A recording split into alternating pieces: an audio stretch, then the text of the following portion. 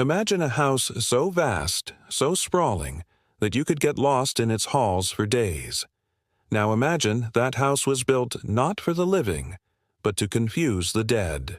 Welcome, everyone, to the strange and unsettling story of the Winchester Mystery House. Our tale begins not with bricks and mortar, but with a legacy forged in steel and gunpowder, the Winchester repeating rifle, the gun that won the West. This revolutionary weapon brought immense fortune to its inventor, William Wirt Winchester, and his wife, Sarah. They had it all: wealth, status, and a beautiful baby daughter named Annie. But their perfect life was about to be shattered. In 1866, little Annie was stolen from them by a childhood illness.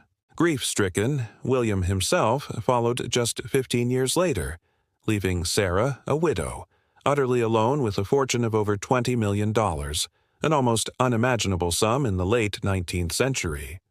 But Sarah found no comfort in her riches. She was haunted, not just by the loss of her family, but by a chilling, creeping dread. Friends said she became consumed by the belief that her family was cursed, that the spirits of every single person killed by a Winchester rifle were now seeking vengeance upon her. Desperate for answers, she sought the help of a spiritual medium in Boston.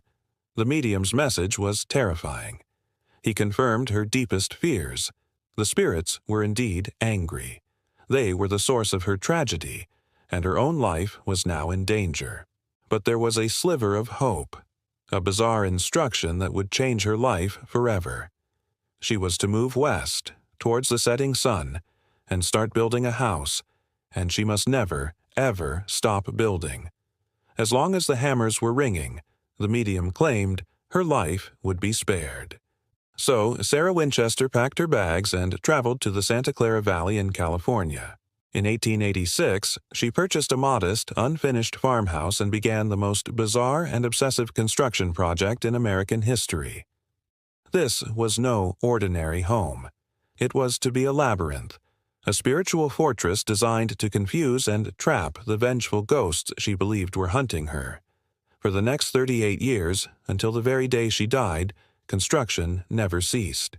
24 hours a day, 7 days a week, 365 days a year. The sounds of saws and hammers became the constant, eerie soundtrack to her life. Carpenters worked in shifts, receiving their daily instructions from Sarah herself, often sketched on napkins or scraps of paper. There were no master blueprints, no grand architectural plan. The house grew organically, like a bizarre wooden creature, sprawling outwards and upwards according to Sarah's nightly whims and, as she claimed, her communications with the spirit world. The result is a house that defies all logic. Imagine walking through a hallway that abruptly ends in a wall, or opening a door to find a sheer 2-story drop to the garden below. There are stairs that lead directly into the ceiling, tiny doors leading into massive rooms, and large, grand doors that open into crawlspaces barely a foot high. Windows are installed in floors, and skylights are built under other floors, perpetually in darkness. It's a disorienting, nonsensical maze. Many of these features are thought to be part of her plan to confound the ghosts. The number 13, Sarah's obsession, is everywhere. There are 13 bathrooms, 13 pane windows, 13 steps on many staircases, and 13 hooks in her seance room closet.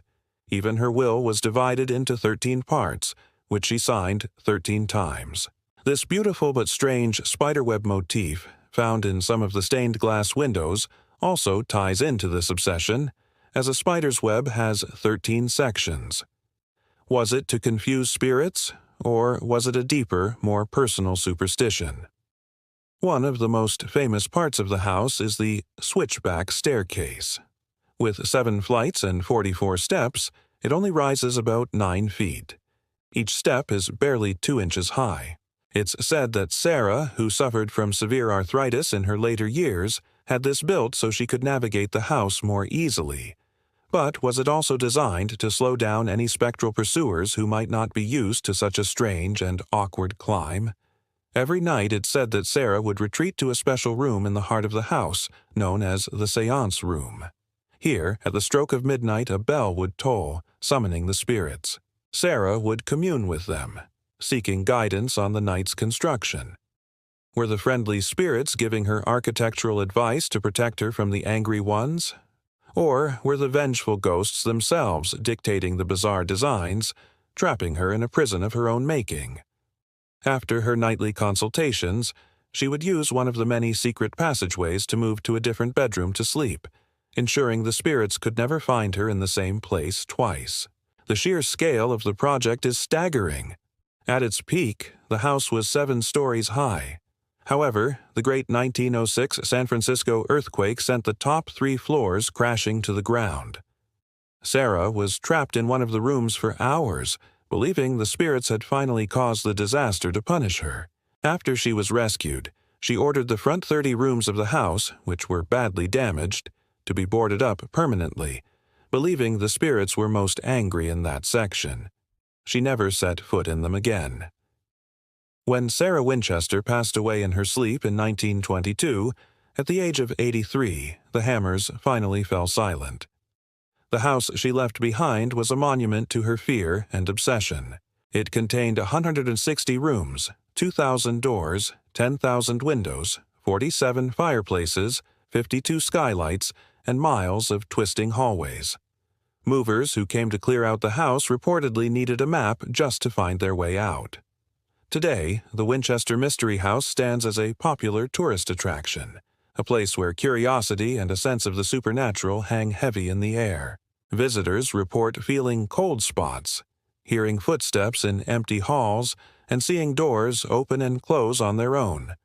Some even claim to have seen the ghostly figure of a woman in black, believed to be Sarah herself, still wandering the endless corridors of her labyrinthine home. So, what is the truth? Was Sarah Winchester a brilliant, eccentric architect with a flair for the dramatic? Was she a woman driven mad by grief, her mind fracturing under the weight of loss and a guilty conscience?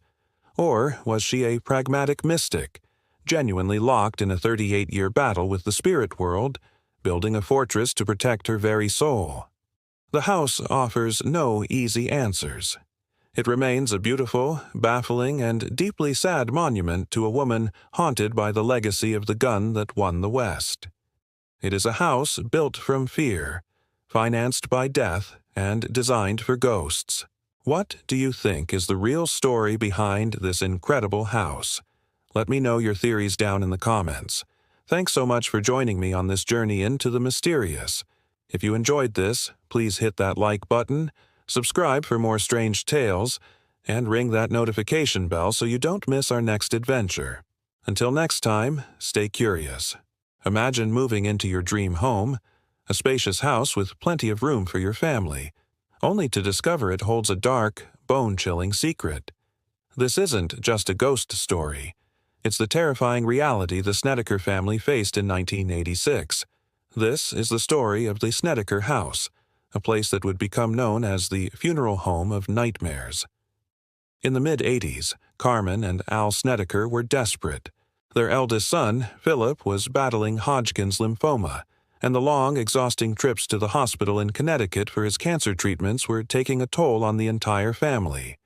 They needed to be closer. So when they found a large, affordable rental house in Southington, Connecticut, it felt like a miracle. It was perfect. Plenty of space for their 4 children, a big yard, and, most importantly, it was just minutes from the hospital.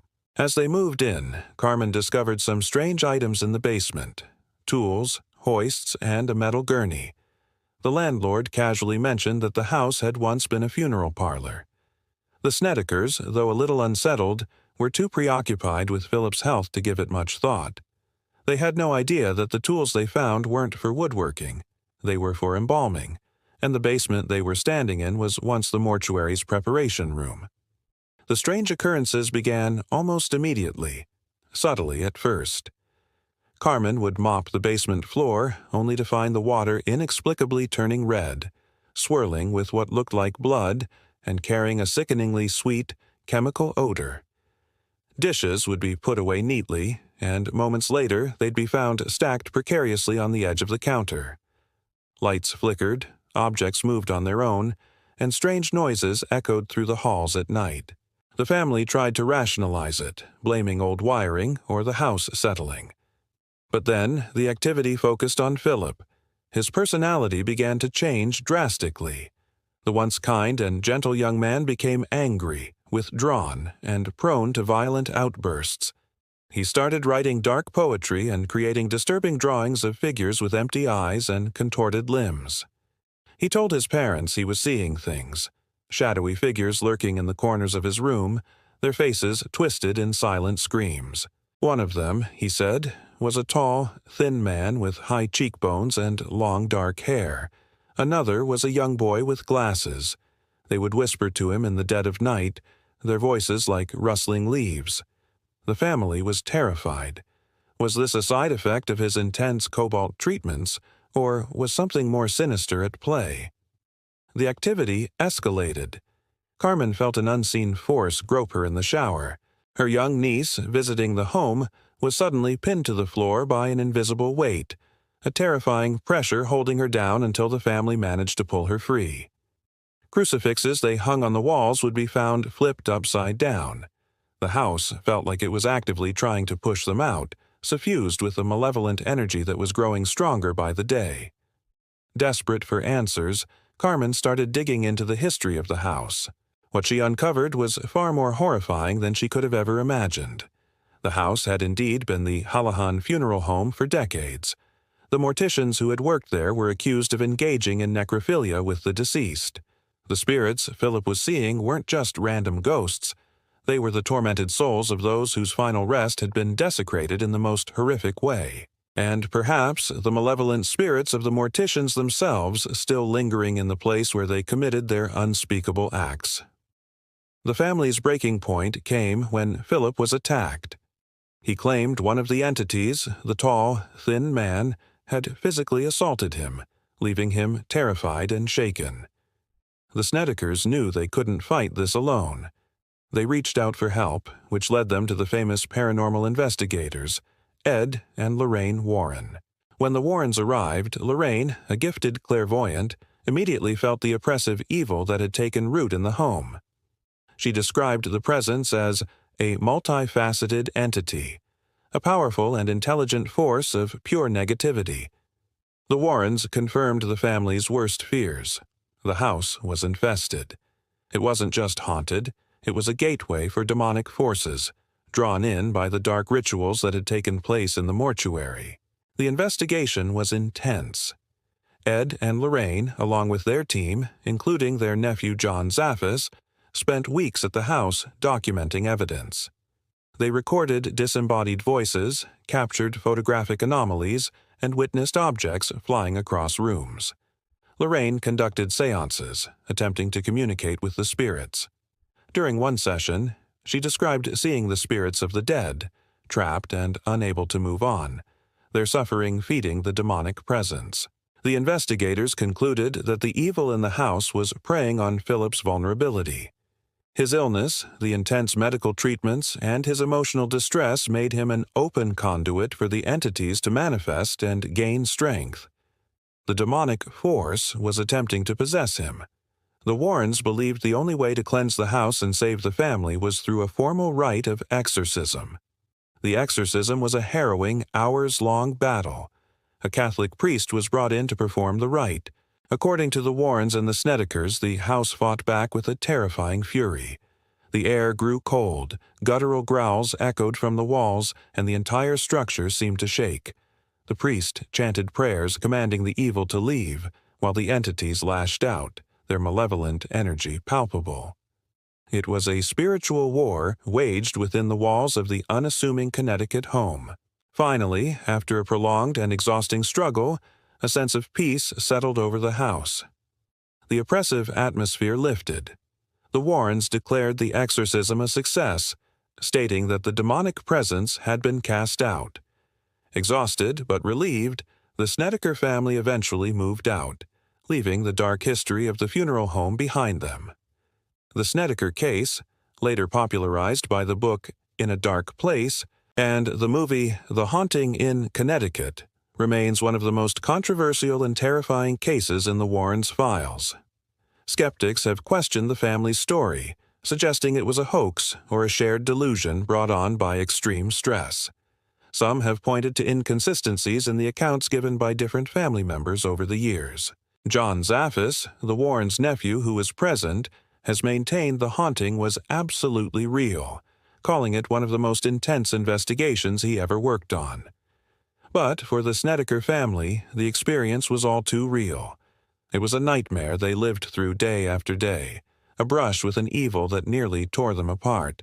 Whether you believe it was a genuine demonic infestation or a psychological phenomenon, the story of the Snedeker house serves as a chilling reminder that sometimes the history of a place is written in more than just ink and paper. Sometimes it's etched into the very walls, waiting for new owners to turn the page. What do you think? Was the Snedeker house truly a portal for evil, or is there a more rational explanation? Let me know your thoughts in the comments below. Thanks so much for watching. If you enjoyed this deep dive into one of history's most chilling hauntings, please give this video a thumbs up and subscribe to the channel for more terrifying true stories. Hit that notification bell so you don't miss our next video. Stay safe out there, and see you next time. Welcome, ghost hunters and history buffs, to a story that has chilled the heart of America for over a century. Tonight, we're not just telling a tale. We're stepping back in time, into a house where the echoes of a brutal tragedy still linger in the dead of night. We're journeying to Villisca, Iowa, a small town forever marked by an event so horrific, its mystery remains unsolved. This is the story of the Villisca Axe murder house and the spirits that, many believe, never left. Picture this: June 10, 1912. A quiet, peaceful night in a small, tight-knit community. The Moore family, Josiah, Sarah, and their 4 children, Herman, Catherine, Boyd, and Paul, have just returned from a Children's Day service at their local church. With them are 2 young friends of the children, Lena and Ina Stillinger, staying for a sleepover. It's a scene of perfect, ordinary, small-town life. They lock their doors, blow out their lamps, and settle in for the night, completely unaware that this would be their last. The next morning, the town awoke to a deafening silence from the Moore residents. A concerned neighbor noticed the house was unusually still. No children playing outside, no signs of life. When she finally peered through a window, what she saw was the beginning of a nightmare that would grip the entire nation. She called Josiah's brother, Ross Moore, who unlocked the door and stepped into a scene of unimaginable horror. Inside, the entire Moore family and the 2 Stillinger girls were found in their beds. All 8 had been brutally murdered with an axe. The killer had moved systematically through the house, from room to room, under the cover of darkness. In a chillingly bizarre twist, the murderer had covered the faces of each victim with bedclothes after the act. Even more unsettling, every mirror and piece of glass in the house had been draped with fabric. Was this a sign of remorse? A ritual? Or the act of someone who couldn't bear to see their own reflection after committing such a monstrous deed? The investigation that followed was chaotic from the start. The crime scene was compromised almost immediately, with hundreds of townspeople trampling through the house before it was properly secured. Evidence was lost, contaminated, or simply overlooked. The murder weapon, an axe belonging to Josiah Moore, was found in one of the bedrooms, wiped clean of fingerprints but stained with blood. A slab of bacon was found near it, along with an unused kerosene lamp at the foot of the parents' bed. These strange details only deepened the mystery. Who was this killer, and why would they do this? Suspicion fell on many. There was Frank Jones, a local state senator and Josiah Moore's business rival. Moore had left a lucrative job at Jones's Farm Implement Company to start his own, becoming a direct competitor. Rumors swirled that Jones had hired a man named William Blackie Mansfield to carry out the murders. Mansfield was a suspected serial killer, linked to similar axe murders in other states. He was even in the area around the time of the Villisca killings, but despite a grand jury investigation, no definitive link could be established. Then there was Reverend George Kelly, a traveling minister who had been in town for the Children's Day service. He was known for his odd behavior and had a documented history of mental health issues. He even confessed to the murders at one point, providing details that seemed to match the crime scene. However, he later recanted his confession, and after 2 separate trials, he was acquitted. The case grew colder and colder, leaving a trail of questions but no answers. Was it a drifter passing through town, a personal vendetta, or something else entirely? The identity of the killer, or killers, remains one of America's greatest unsolved mysteries. But the story of the Villisca house didn't end in 1912. For many, it was just the beginning. The house stood as a grim monument to the tragedy, passing through several owners over the decades. But no matter who lived there, strange reports began to surface. Tenants spoke of hearing the faint whispers of children in the empty rooms, the sound of footsteps walking across the upstairs floors when no one was there, and doors that would open and close on their own. The house seemed to hold on to the energy of that terrible night, replaying it for those brave enough or perhaps unlucky enough to listen. In the 1990s, the house was purchased and restored to its 1912 condition. It was opened to the public for historical tours and for the truly brave overnight stays. This is when the paranormal activity reportedly intensified. Visitors and paranormal investigators from all over the world began flocking to Villisca, armed with cameras, audio recorders, and a desire to connect with the spirits believed to be trapped within its walls. The evidence they've collected is staggering and deeply unsettling. One of the most common experiences reported is the sound of children's voices. Many overnight guests have captured electronic voice phenomena, or EVPs, of what sounds like children whispering or giggling. In the children's bedroom upstairs, people often feel a heavy, oppressive atmosphere. Some have recorded clear audio of a child's voice saying, "Get out," or asking, "What's your name?" Balls left in the room have been seen rolling on their own, seemingly pushed by an unseen hand. It's as if the Moore and Stillinger children are still there, forever playing in their final earthly space. The master bedroom, where Josiah and Sarah Moore were found, is often described as the most active and sometimes the most menacing area of the house. Visitors report feeling a strong, malevolent presence. Objects are known to be thrown, and loud, aggressive bangs have been heard coming from the closet. Investigators have captured EVPs of a deep, guttural voice. Is this the lingering spirit of one of the victims? Or perhaps the dark energy of the killer himself, forever tethered to the scene of his horrific crime? The attic is another hot spot. It's believed the killer may have hidden here, waiting for the family to fall asleep before descending to carry out the attack. People who venture into the small, cramped space often report feeling watched, touched, or even pushed. The air grows cold and a sense of profound dread washes over them. It's a feeling of being in the presence of something that does not want you there. One of the most famous pieces of evidence captured in the house is a recording from a paranormal investigation in which a voice is clearly heard asking, "Who hit me with an axe?" The chilling question hangs in the air, a direct and heartbreaking plea from the other side. Over the years, countless investigators have had their equipment malfunction, batteries drain instantly, and have captured photos showing strange mists, orbs, and even full-bodied apparitions. What is it about the Villisca axe murder house that makes it such a powerful beacon for the paranormal? Many paranormal theories suggest that a sudden, violent, and unresolved death can trap a spirit's energy in a location. The sheer brutality of the murders, the innocence of the child victims, and the fact that justice was never served creates a perfect storm for a haunting. The spirits of the Moore family and the Stillinger girls may be crying out for answers, for peace, for someone to finally know what happened on that dark June night. Today, the house stands as a stark reminder of a dark chapter in American history. It's more than just a tourist attraction. It's a living museum and a memorial to 8 innocent lives cut short. Whether you believe in ghosts or not, there's no denying the palpable sense of sadness and mystery that permeates the walls of the Villisca Axe Murder House. The whispers in the dark, the footsteps in the hall. They are the echoes of a story that refuses to be forgotten, a cry for justice that has spanned more than a century. The spirits of Villisca, it seems, have secrets they are still waiting to tell. Thank you for joining me on this journey into one of America's most haunted and mysterious locations. The story of the Villisca Axe Murder House is a chilling reminder that some stories never truly end.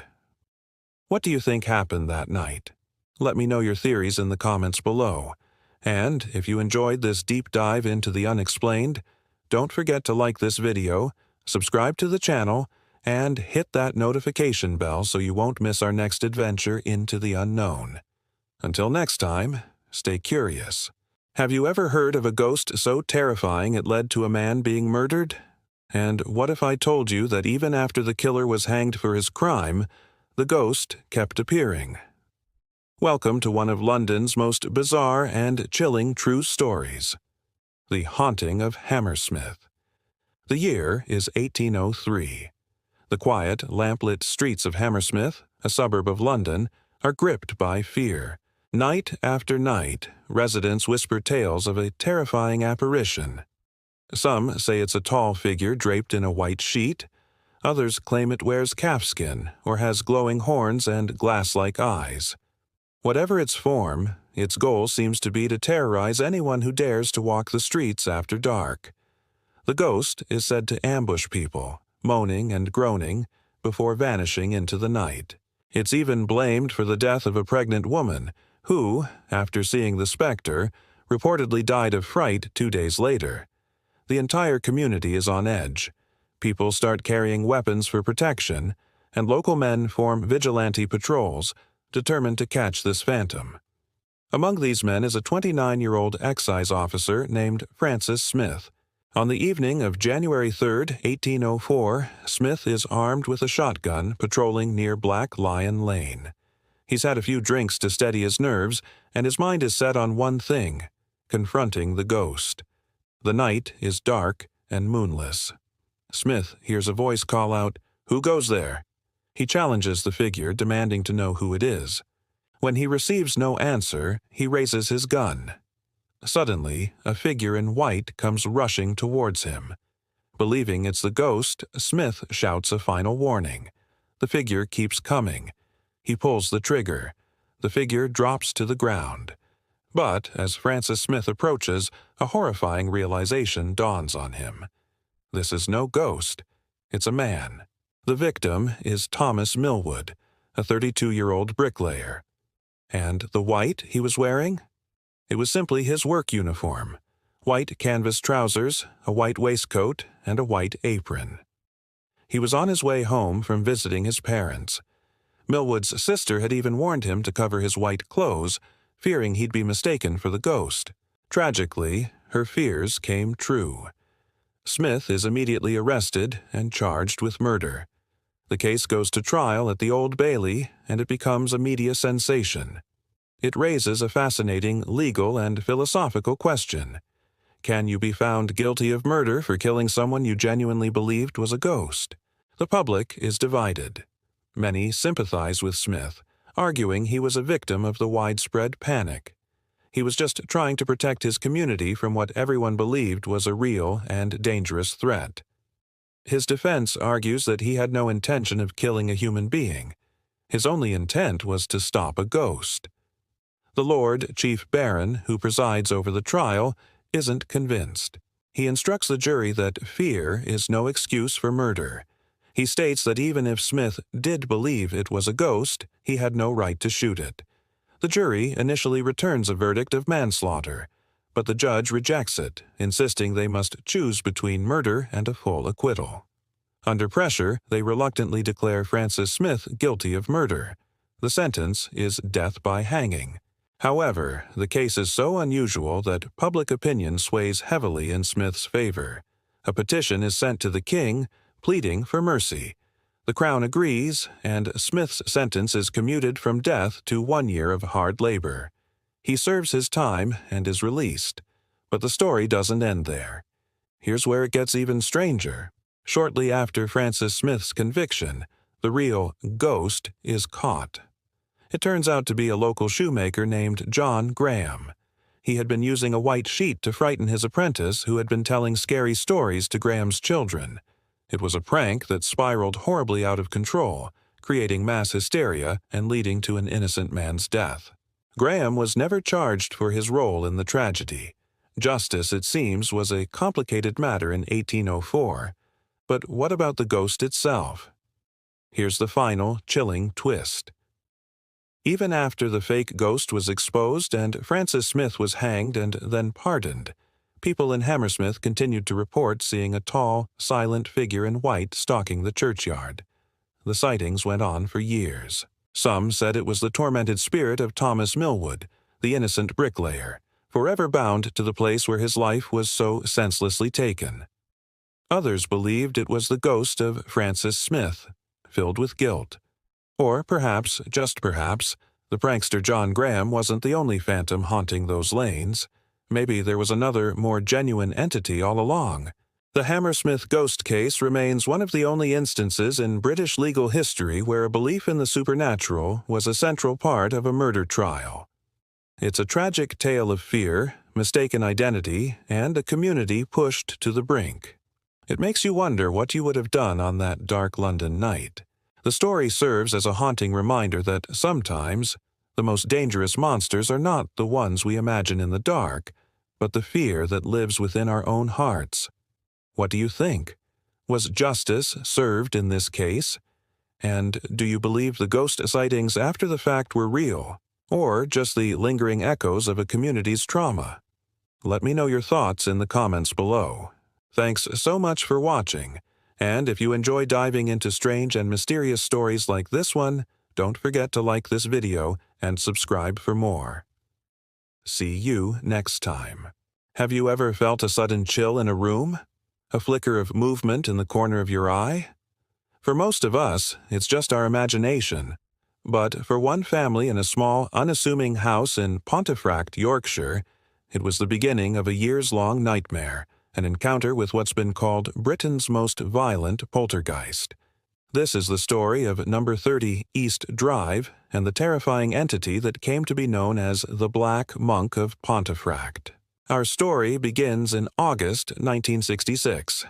The Pritchard family, Joe, Jean, and their two children, Philip, aged 15, and Diane, aged 12, had just moved into their new home. It was a typical, quiet suburban house on a council estate. For a while, life was perfectly normal. But then, strange things started to happen. It began subtly. A fine layer of white powder would fall in the living room, seemingly from nowhere. Puddles of water would inexplicably appear on the kitchen floor, even when everything was dry. The family was perplexed, but they tried to rationalize it. A leak? Condensation?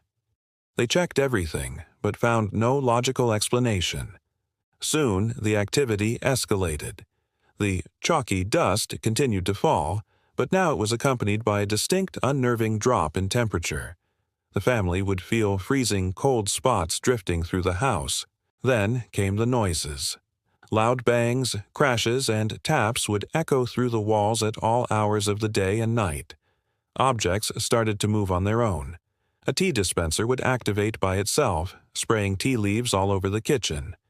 Heavy furniture, like a solid oak sideboard, would lift off the floor and shake violently. The Pritchards were terrified, but they were also a stoic Yorkshire family. They tried to keep it to themselves, fearing ridicule. But the entity, whatever it was, seemed to crave an audience. It grew bolder, more aggressive, and its focus soon settled on the youngest member of the family, Diane. This is where the story takes a truly dark turn. The poltergeist, which the family nicknamed Fred, seemed to single Diane out for its most terrifying attacks. It wasn't just moving objects anymore, it was physically assaulting her. She was slapped, pushed, and her hair was pulled so violently that it left her scalp red and sore. On one horrifying occasion, she was dragged kicking and screaming up the stairs by an unseen force, her throat bearing visible red hand marks afterwards. Her family watched in horror, powerless to stop the invisible assailant. Imagine the terror. You're in your own home, the one place you're supposed to feel safe, and an unseen force is physically harming your child. The Pritchards were at their wits' end. They were living in a constant state of fear, sleep-deprived and emotionally shattered. The house had become a prison. Word of the strange happenings at 30 East Drive eventually got out. Neighbors reported seeing lights flicker on and off and objects flying around rooms when the family wasn't even home. The local community was abuzz with rumors, and soon paranormal investigators and mediums began to take an interest. One of the most notable investigators was a man named Tom Cuniff. He spent countless hours at the house documenting the phenomena. He witnessed crucifixes being turned upside down, holy water inexplicably boiling and evaporating from its container, and vile, sulfurous smells appearing out of nowhere. The entity itself started to manifest more clearly. While it was rarely seen in full, many witnesses described a dark, shadowy figure, often robed like a monk. This is how it earned its infamous name, the Black Monk of Pontefract. It would appear at the foot of beds, loom in doorways, or be seen as a fleeting black shape rushing down the hallway. The sight of it was said to instill a feeling of profound dread and malevolence. The family, desperate for help, turned to the church. Several priests were called to the house to perform exorcisms and blessings, but the entity seemed to mock their efforts. During one attempt, a priest was pelted with objects and reportedly felt an immense, oppressive force pushing him out of the house. He was so shaken by the experience that he refused to ever set foot in 30 East Drive again. It seemed that even faith was no match for the power of the Black Monk. So, who was this terrifying spirit?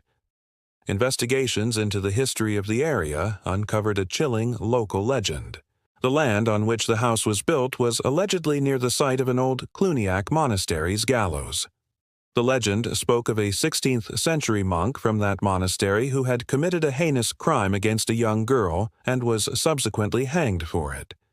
His spirit was said to haunt the area, seeking revenge or perhaps trapped in a cycle of rage. Could the Black Monk of Pontefract be the tormented soul of this disgraced clergyman, lashing out at young Diane? For nearly 3 years, the Pritchard family endured this relentless torment. The activity would ebb and flow. Sometimes there would be weeks of relative calm, giving them a false sense of hope, only for the violence to return with a vengeance. They tried moving Diane out of the house to stay with relatives, and during those times the activity would cease almost completely. But the moment she returned, the poltergeist would reawaken, seemingly tied to her presence. Then, as suddenly as it began, it stopped. One day, the house simply fell silent. The cold spots vanished, the objects stayed put, and the oppressive atmosphere lifted. The Black Monk was gone. The family never understood why. Had it finally found peace, or had it simply moved on? The Pritchards eventually moved out, forever scarred by their experience. The house at 30 East Drive has since become a mecca for ghost hunters and paranormal enthusiasts. Numerous investigation teams have spent the night, and many have reported experiencing unexplained phenomena. Disembodied growls, objects being thrown, and sightings of a dark, shadowy figure. The story of the Black Monk of Pontefract remains one of the most compelling and terrifying poltergeist cases in British history. It's a chilling reminder that sometimes the most ordinary places can harbor the most extraordinary and frightening secrets. It challenges our understanding of the world, forcing us to ask, what really happens when the lights go out? What do you think? Was the Black Monk a vengeful spirit, a classic poltergeist phenomenon centered on a teenager, or something else entirely? Let me know your theories in the comments below. Thanks for joining me on this journey into the dark. If you enjoyed this story and want to explore more of the world's most terrifying hauntings, make sure to hit that like button and subscribe to the channel. And don't forget to ring the notification bell so you never miss a new investigation. Until next time, stay curious and maybe leave a light on tonight. Soft, intriguing music starts and fades into the background. Hello, and welcome back to the channel. Today, we're journeying to Horicon, Wisconsin, to uncover a story that turns a seemingly ordinary piece of furniture into an object of pure terror. This is the chilling tale of the Tallman family and the cursed bunk bed. In 1987, Debbie and Alan Tallman were living the American dream. They had just moved into a lovely new home with their 2 young daughters and infant son. Like any family, they needed furniture. They found a second-hand bunk bed at a local shop for $100. It seemed perfect for the girls' room. They brought it home, assembled it, and put it in their daughter's bedroom, completely unaware that they had just invited a malevolent force into their lives. Almost immediately, strange things began to happen. The children became chronically ill, plagued by relentless colds and infections that doctors couldn't explain. The radio would switch stations on its own, blasting static or changing channels without anyone touching it. Doors would slam shut and chairs would move across the room by themselves. At first, the Tallmans tried to rationalize it. A drafty house, faulty wiring, an overactive imagination. But the events soon escalated, becoming impossible to ignore. Their eldest daughter, who slept in the top bunk, was the first to report something truly terrifying. She claimed to see an old haggard woman with long black hair and a fiery glow in her eyes, standing in their room at night. The apparition would just stand there, watching them. Soon, both daughters refused to sleep in the room, terrified of the witch they saw. Thinking it was just a childish fear, Alan decided to try and debunk it himself. He moved the bunk bed into the spare room, intending to sleep there and prove it was safe. That decision would change his life forever. The first night Alan slept in the room, he felt a paralyzing cold wash over him. He heard a voice whispering from the corner, "Come here." He looked toward the sound and saw what he described as a horrifying sight, flames erupting from the floor with a gaping hole in the center. A disembodied voice beckoned him, promising him power. Terrified, Alan fled the room, but the activity only followed him. This was no longer just about a scary room. The entire house felt contaminated. The family started seeing apparitions throughout the home. A terrifying figure of a man with hollowed-out eyes appeared in the hallway. Objects would levitate and fly across rooms. The babysitter reported seeing a fog roll out from under the bunk bed, which then took the shape of a man's head. The children were tormented. They claimed unseen hands would grab at them, pulling their blankets off in the middle of the night. The family was living in a constant state of fear, besieged by an unseen enemy that seemed to have originated from that simple bunk bed. Desperate, the Tallmans reached out for help. They contacted their local pastor, who visited the house and was immediately overwhelmed by a sense of dread. He felt a powerful, negative presence and witnessed objects moving on their own. He blessed the house, praying over every room, but the activity only intensified, as if their attempts to fight back were angering the entity. The pastor later described the force in the house as something ancient and demonic. The situation became unbearable. Alan began seeing the ghostly old woman everywhere. One night he saw her staring at him from the garage window. He ran outside, but no one was there. He returned to find his family huddled in fear. The figure had appeared inside the house while he was gone. It was as if the spirits were playing a cruel game with them. Alan, once a skeptic, was now a terrified believer. He famously shouted into the empty house, "You've tried the kids, you've tried my wife, now it's my turn. Take me." And it seems the entity listened. That night, Alan saw the entity again, but this time it was different. He saw 2 glowing red eyes staring at him from the darkness. A voice, clear as day, told him, "You're dead." He ran from the house in a panic, got in his truck and drove away, not stopping for miles. He had reached his breaking point. The family couldn't live like this any longer. They packed what they could and fled their home, leaving almost everything behind, including the cursed bunk bed. After 9 months of torment, the Tallmans abandoned their dream home. They were emotionally and physically drained. The story, however, doesn't end there. After the family left, the house was put up for sale. The next family to move in reported no paranormal activity whatsoever. It seemed the haunting was tied not to the house, but to the Tallmans and, more specifically, to the bunk bed they had brought into it. So, what happened to the cursed furniture? After the Tallmans fled, the story got out. The bunk bed became a local legend. Fearing that someone else might suffer the same fate, the family had the bunk bed completely dismantled and taken to a landfill. It was then buried under tons of garbage, hopefully never to be seen or used again. The Tallmans moved on, forever changed by their experience, but free from the haunting that had torn their lives apart. The Tallman bunk bed case remains one of the most compelling and terrifying paranormal stories in American history. Was it a hoax? A case of mass hysteria? Or did this unsuspecting family truly bring a portal to hell into their home? We may never know for sure, but their story serves as a chilling reminder that sometimes evil can reside in the most ordinary of places. Thank you for joining me on this deep dive into the unknown. If you found this story as chilling as I did, make sure to hit that like button and subscribe for more tales from the darker side of history. Let me know in the comments what you think happened in the Tallman house. Until next time, stay curious and stay safe. Have you ever had an imaginary friend as a kid? Someone only you could see, who kept you company when you were lonely? It's a pretty common part of growing up. But what if that friend wasn't so imaginary? What if it was something else? Something that followed you, that knew your deepest fears, and that didn't want to leave. Today, we're diving into a story that starts just like that, but takes a terrifying turn. This is the story that inspired the film The Haunting in Georgia. A case so chilling it makes you question what's really hiding in the shadows. Let's go back to 1988. The Wyrick family, Andrew, Lisa, and their young daughter Heidi, were looking for a fresh start. They moved into a quiet house in Ellerslie, Georgia, hoping for a peaceful life. At first, everything was perfect.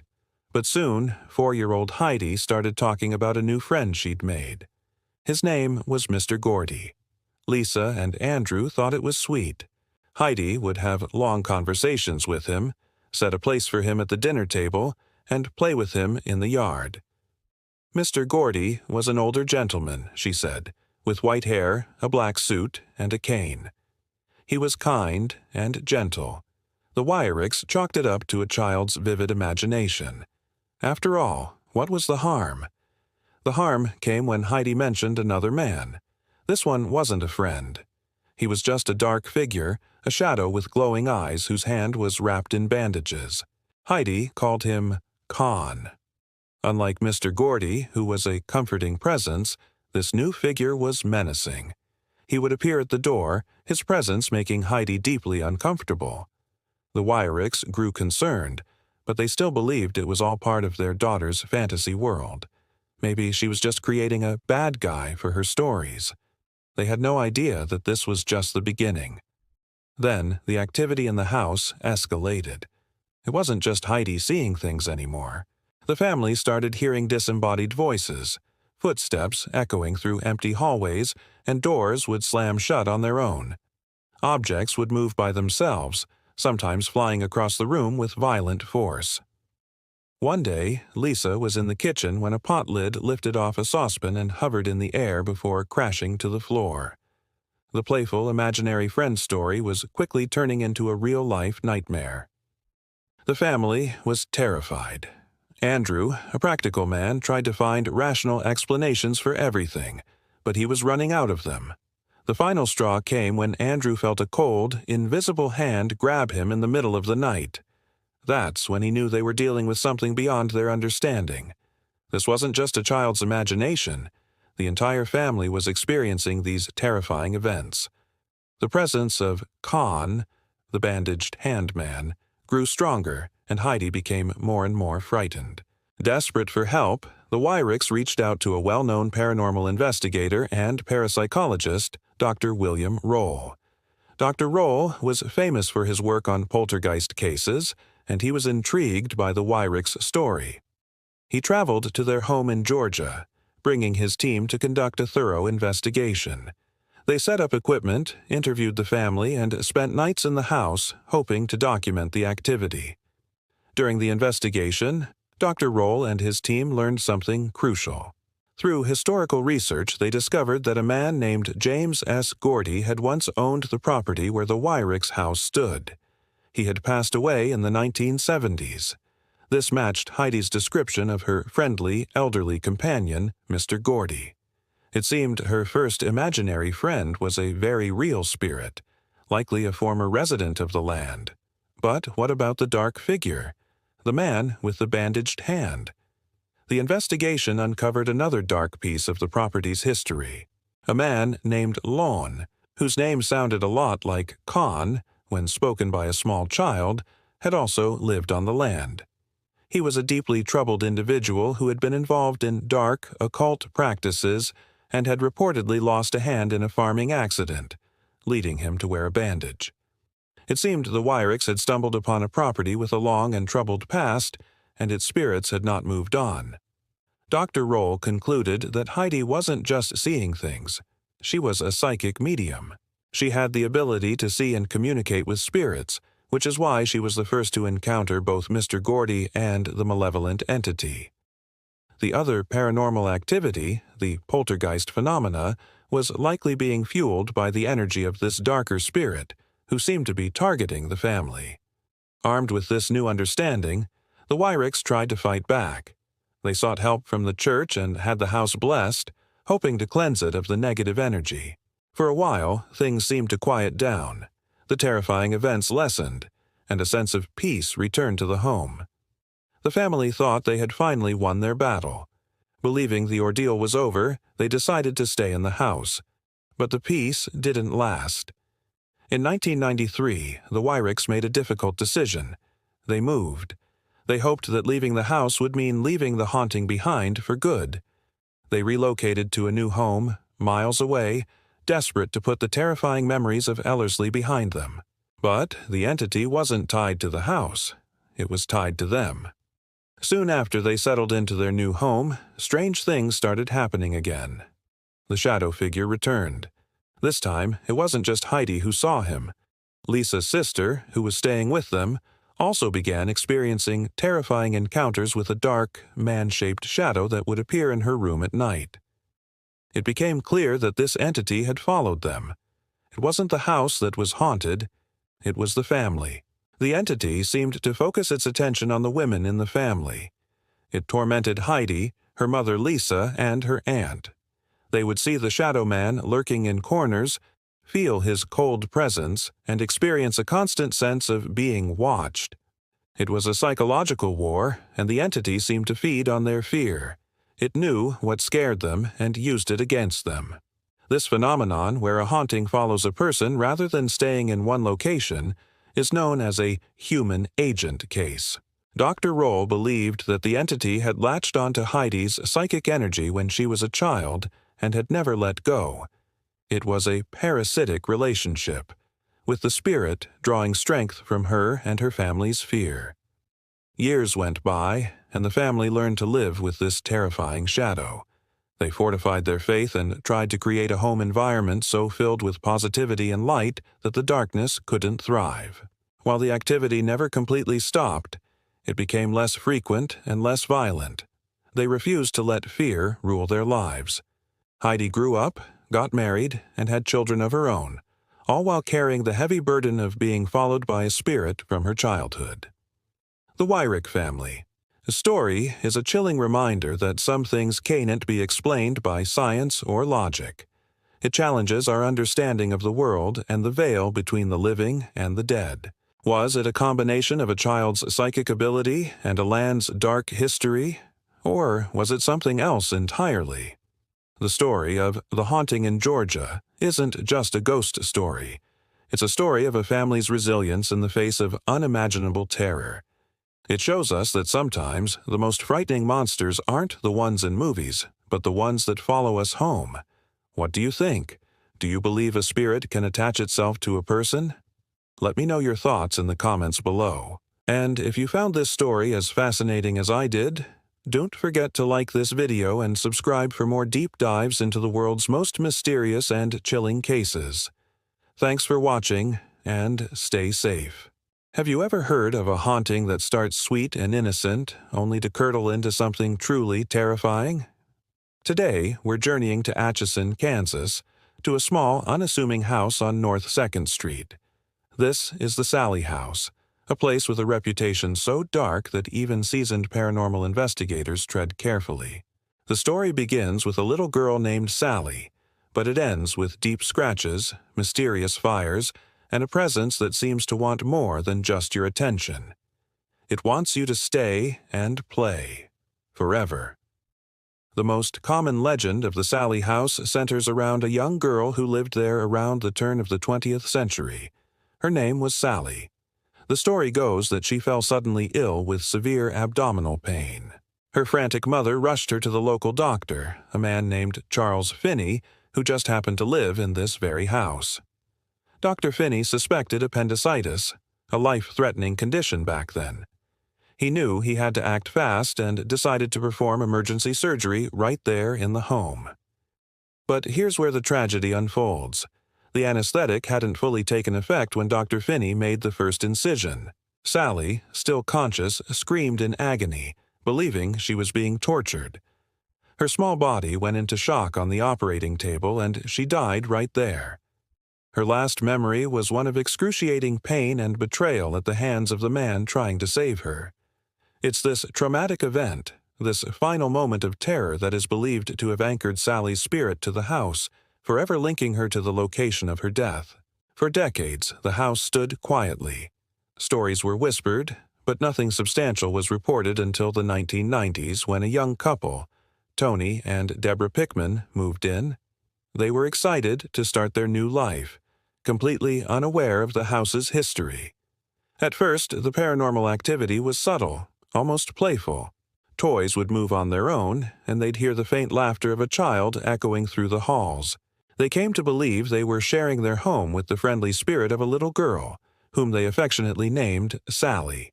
They even left out toys for her, which would often be found in different positions the next morning. It felt like they had an unseen, spectral roommate. But the playful atmosphere began to shift. The activity grew more intense and more personal. Objects would fly across rooms with incredible force. Cold spots would appear out of nowhere, chilling them to the bone. And then came the fires. Small, unexplained fires would spontaneously erupt in various parts of the house, only to extinguish themselves just as mysteriously. The sweet, playful presence was being overshadowed by something much more sinister. The turning point came when the activity focused on Tony. He started experiencing physical attacks. He would be pushed, shoved, and scratched by an unseen force. The most chilling evidence was the appearance of long, deep, bloody scratches on his chest and back, often appearing in sets of 3, a classic sign of demonic activity. These attacks were often preceded by a sudden, intense drop in temperature, a sign that something was drawing energy from the environment to manifest physically. Deborah and their baby daughter were largely left alone, but Tony became the primary target. It seemed whatever was in the house had a particular animosity towards men. The Pickmans, terrified, sought help from paranormal investigators and psychics. Many who entered the house corroborated their experiences. They captured electronic voice phenomena, or EVPs, of a little girl's voice, but also deeper, more guttural growls. Some psychics claimed that Sally was still there, but she was no longer alone. A darker, more malevolent entity had attached itself to her, using her innocent image as a mask to terrorize the living. This darker presence was believed to be the source of the violent attacks on Tony, feeding off the fear it created. This theory suggests that Sally, the ghost of a child who died in fear and pain, might have been manipulated or overshadowed by a non-human entity. This entity, some believe, is the true master of the house, using Sally's story as a lure. It targets men, perhaps as a twisted echo of Sally's own fear of Dr. Finney. It wants to inflict pain and torment, turning the house into its personal playground of horror. The scratches, the fires, the feeling of pure dread, it wasn't a little girl's game anymore. After years of torment, the Pickmans finally fled the Sally house in 1994, leaving their belongings behind. But their story catapulted the house to paranormal fame. Since they left, it has become a hotspot for ghost hunters and television shows. Countless investigators have spent the night, and many have left with their own terrifying tales and, more disturbingly, their own physical scars. The activity continues to be centered in the nursery and the basement. Visitors report being scratched, having their equipment malfunction, and hearing disembodied voices, sometimes a child's whisper, other times a threatening growl.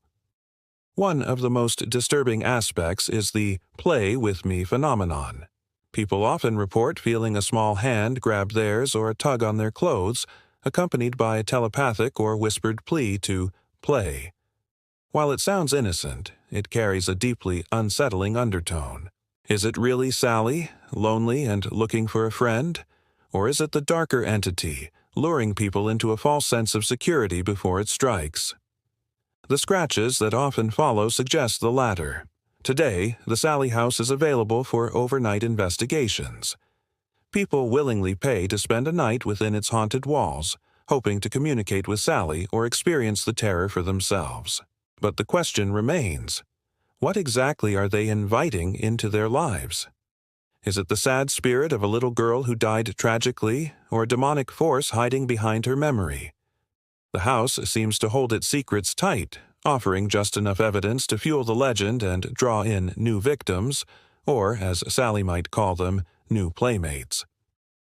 The story of the Sally House is a chilling reminder that not all spirits are benign. What started as a tale of a sweet ghost girl has evolved into one of Kansas-side's most frightening legends. It's a place where the veil between our world and the next is thin, and something on the other side is angry. So, if you ever find yourself in Atchison, you might be tempted to visit that little white house. But be warned, if you hear a little girl ask you to play, running might be the wisest move you could make. Thank you so much for joining me on this deep dive into the Sally House haunting. What do you think is really going on there? Is it Sally or something else entirely? Let me know your theories in the comments below. If you enjoyed this video and want more explorations into the world's most haunted places, please hit that like button and subscribe to the channel. Don't forget to ring the notification bell so you never miss a new investigation. Stay safe out there and see you next time. Have you ever heard a story so terrifying, so bizarre, that it makes the hairs on the back of your neck stand up? A story that blurs the line between folklore and historical fact? Today, we're journeying back to the early 19th century, to a secluded farm in Adams, Tennessee, to uncover the chilling tale of the Bell Witch, a haunting so infamous it's been called America's greatest ghost story. This isn't just about strange noises in the night. This is about a malevolent, talking entity that tormented a family for years and even confronted a future president. Our story begins around 1817 with the Bell family, headed by John Bell, a respected farmer who had settled on a sprawling 320-acre property along the Red River. Life was tough but ordinary for John, his wife Lucy, and their children. They were a hard-working, church-going family, the very picture of early American pioneers. But their peaceful existence was about to be shattered by something inexplicable, something that would attach itself to their family and their name for generations to come. It all started subtly. The family began hearing strange noises outside their log cabin at night. At first, it sounded like a dog gnawing on the porch, then knocking on the doors and walls. When John Bell would rush outside, rifle in hand, he'd find nothing. The sounds grew bolder, more aggressive. It was as if an invisible fist was pounding on the outside of their home, relentless and unnerving. Soon, the sounds moved inside. The family would be in bed, trying to sleep, only to hear the faint sound of a mouse nibbling at the bedposts. But the sound would grow louder and louder, until it was a deafening, inescapable gnawing. The real terror began when the entity turned its attention to the children, particularly the youngest daughter, Betsy. She started experiencing physical attacks. Invisible hands would pull her hair, slap her face, and pinch her until she screamed in pain and terror. The bed covers would be violently ripped from her and her siblings, thrown across the room by an unseen force. The family was living in a constant state of fear, besieged in their own home by a presence they couldn't see, fight, or understand. For almost a year, the Bells endured this torment in silence, ashamed and afraid of what their neighbors might think. But the activity became so intense, so undeniable, that John Bell finally confided in his closest friend and neighbor, James Johnston. Johnston, a skeptic, agreed to spend the night at the Bell home to see for himself. He didn't have to wait long. As soon as the candles were out, the familiar assault began. The knocking, the gnawing, the tearing of sheets. Johnston, terrified but convinced, spent the rest of the night with the family listening to the disembodied chaos. He agreed that this was no prank. It was something supernatural. Word spread like wildfire through the small community. People from all over the region, driven by curiosity and a morbid fascination, came to the Bell farm to witness the strange phenomena for themselves. They weren't disappointed. The entity, which was now beginning to communicate in faint, whistling whispers, seemed to relish the attention. It would answer questions, sometimes with eerie accuracy. It demonstrated an uncanny knowledge of local gossip, people's pasts, and even secrets that were thought to be buried forever. It could quote scripture from 2 different sermons being preached miles apart at the exact same time. The whispers grew stronger over time, evolving into a raspy, then a clear, articulate voice. When asked who or what it was, the entity gave a chilling answer. It claimed to be the spirit of Kate Batts, a cantankerous old neighbor of the Bells with whom John had had a contentious business dealing over some land. Kate Batts was still alive at this time, which made the claim even more bizarre. The spirit said it was Kate, and that it had come to torment old Jack Bell, and prevent his daughter Betsy from marrying a young man she loved named Joshua Gardner. This spirit, now known as the Bell Witch, or Kate, declared its intention to haunt the family and especially John Bell until his death. The legend of the Bell Witch grew so prominent that it reached the ears of one of America's most famous military heroes, General Andrew Jackson, who would later become the 7th President of the United States. Jackson, never one to back down from a fight, was intrigued. He reportedly gathered a group of his men, including a self-proclaimed witch tamer, and set out for the Bell farm to investigate. According to the tale, as their wagon approached the property, it suddenly stopped dead. The horses couldn't move it an inch, no matter how hard they were whipped. It was as if an invisible wall blocked their path. Frustrated, Jackson is said to have exclaimed, "By the eternal, boys, it must be the witch." At that moment, a disembodied female voice laughed and said they could proceed, and that she would see them again that night. The wagon immediately moved forward with ease. Later that evening, Jackson and his men settled in at the Bell home. The witch tamer, armed with his pistol loaded with a silver bullet and his various charms, began to boast about how he would handle the spirit. Suddenly, he screamed, crying out that he was being stuck with pins and beaten by an unseen force. He was then reportedly thrown from the house by this invisible power. Terrified by the display, Andrew Jackson and his men allegedly packed up and fled the farm in the middle of the night. Jackson was later quoted as saying, "I would rather face the entire British Army than to spend another night with the Bell Witch." The entity's cruelty was focused most intensely on John Bell. Kate would relentlessly curse him, taunt him, and cause him physical pain. His health began to rapidly decline. He suffered from facial seizures and had difficulty swallowing. The spirit would mock him during these episodes, its voice echoing through the house. In December of 1820, after years of torment, John Bell fell into a stupor and couldn't be roused. The family found a strange, small vial of an unknown liquid in the medicine cabinet. The witch's voice proudly announced that she had given old Jack a big dose of this, and that it would get him. To test the liquid, they gave a drop to the family cat, which died almost instantly. John Bell passed away shortly after. Kate was not finished. During his funeral, the entity reportedly sang bawdy drinking songs, laughing and celebrating its victory until the last mourner had left the graveside. After John Bell's death, the physical torment largely subsided, But the spirit didn't leave entirely. It kept its promise to prevent Betsy's marriage to Joshua Gardner, plaguing their courtship until a heartbroken Betsy finally broke off the engagement.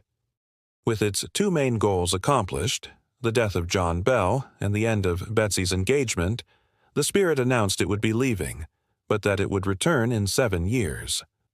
True to its word, in 1828, the entity reportedly returned to the home of Lucy Bell, John's widow. For 2 weeks, it conversed with the family, making predictions about the future, including the Civil War and other national events. Then it departed again, this time promising to return in 107 years, which would have been in 1935. Whether it ever came back is a matter of speculation and local lore. So, what are we to make of this incredible story? Is it a genuine, documented case of a demonic haunting? Or is it an elaborate piece of American folklore embellished over the years? Skeptics point out that the primary source for the most detailed accounts is a book by Martin Van Buren Ingram called An Authenticated History of the Bell Witch, published in 1894. Ingram claimed his book was based on the diary of Richard Williams Bell, one of John's sons. However, that original diary has never been found, leading many to question the authenticity of the more dramatic details, like the visit from Andrew Jackson. Some theories suggest it was all an elaborate hoax orchestrated by Richard Williams Bell himself, a clever man who might have used ventriloquism and trickery. Others propose that Betsy Bell, perhaps suffering from a psychological disorder, was the unconscious center of a poltergeist phenomenon. Yet, the sheer number of independent witnesses from outside the family who claimed to have heard the voice and seen objects move makes a simple hoax difficult to explain. These weren't just a few gullible neighbors. These were respected members of the community, ministers, and travelers. Today, the legacy of the Bell Witch is permanently woven into the fabric of Adams, Tennessee. The site of the original Bell Farm is private property, but nearby, a reconstruction of the Bell Witch Cave, a place the spirit was said to frequent, draws thousands of visitors each year.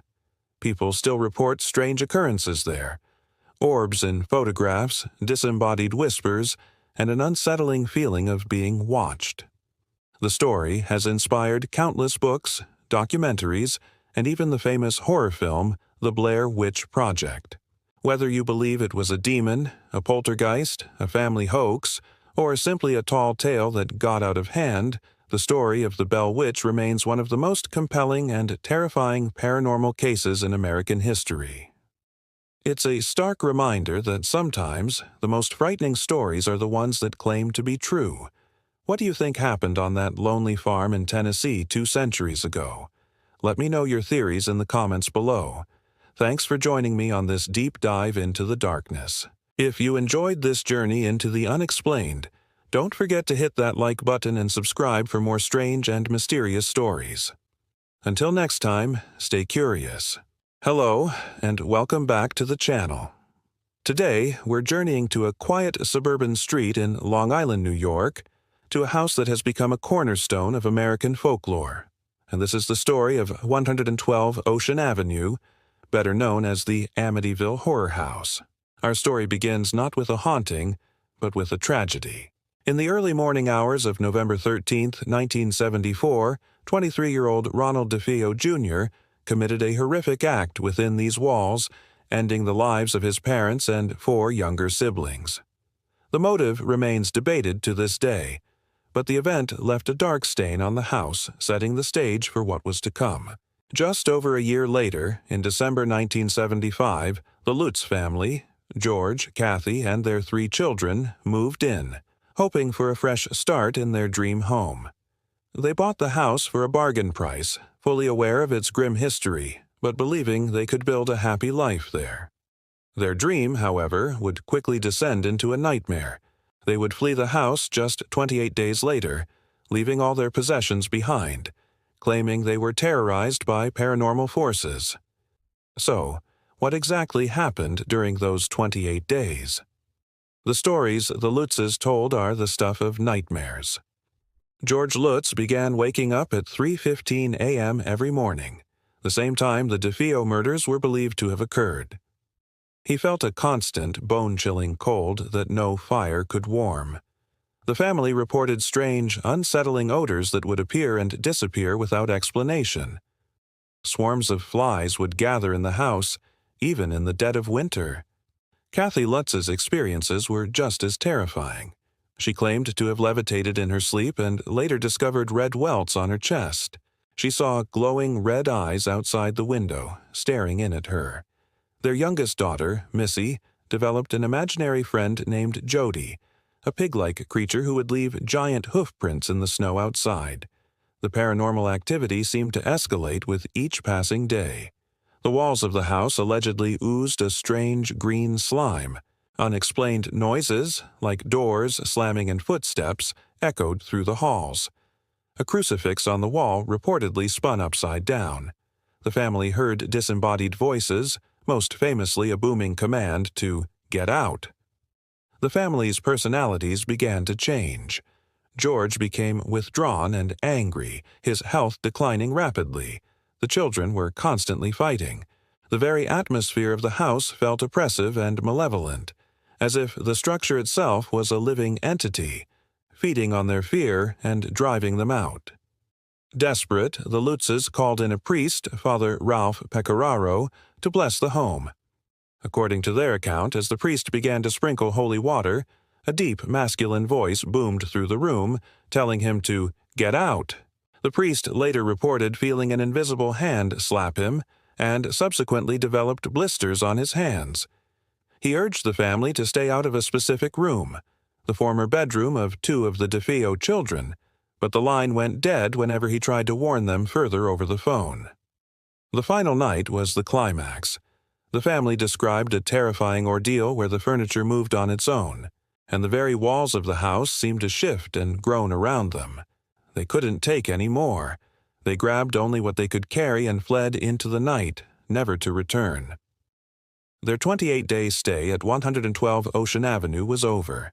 Their story was captured in Jay Anson's 1977 book, The Amityville Horror, which became a bestseller and spawned a massive film franchise.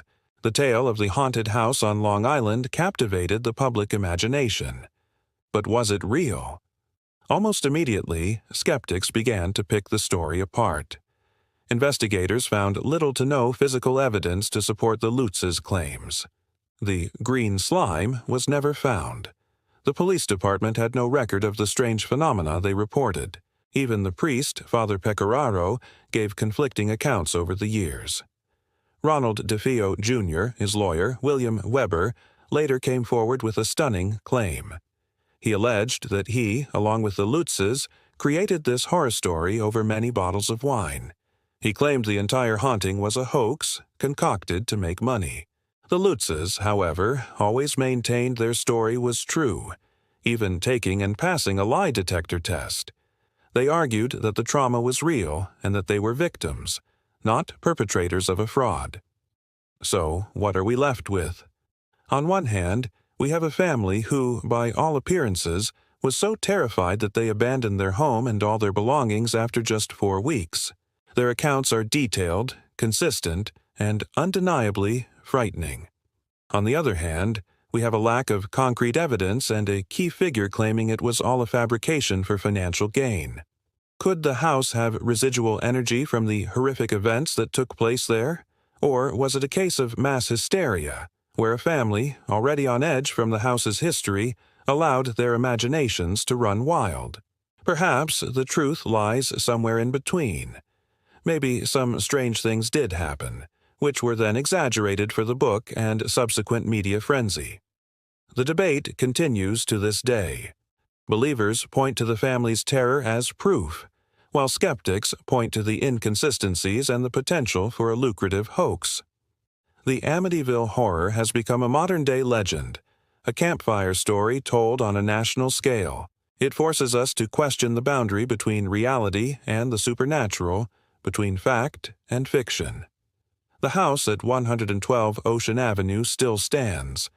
Other families have lived there since the Lutzes, and none have reported any paranormal activity. They've even changed the address and the iconic quarter-moon windows to deter tourists. but the legend lives on. What do you believe? Was the Lutz family tormented by a malevolent entity, a house that fed on blood and fear? Or was it one of the most successful hoaxes of all time? Let me know your thoughts in the comments below.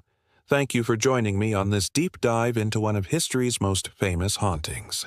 If you enjoyed this video, please give it a thumbs up and consider subscribing for more explorations into the mysterious and the unknown. We'll see you in the next one.